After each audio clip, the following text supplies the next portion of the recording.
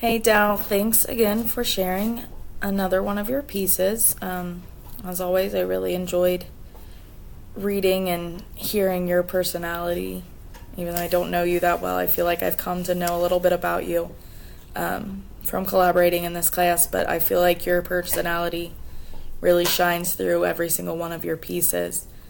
I really liked the point of your piece here.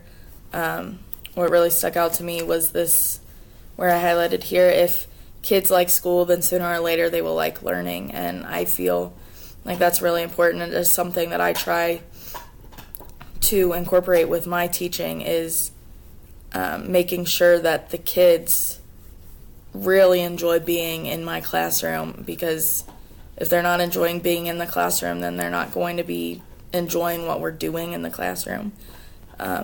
And that's when the learning's really going to start happening, as if they love what we're doing and what we're learning. So definitely agree with your point. It was a little hard for me to follow.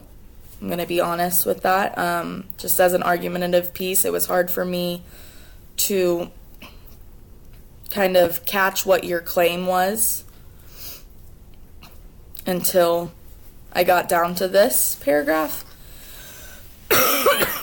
Sorry. So I wonder if we maybe, or maybe, sorry, I have nothing to do with it. I'm sorry. But I wonder if maybe we used, again, I said we, I'm so sorry. If you used in your writing the argumentative structure a little bit more, where you kind of support or state your claim and then support it with the reasons and evidence to back that up, if that would make it more in the argumentative piece. But I totally get what your purpose was there, and I think that you did make your point clear eventually.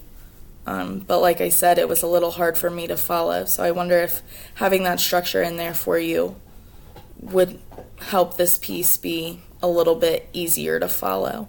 But again, overall, I love the point across and definitely love how your personality pops out. So good job.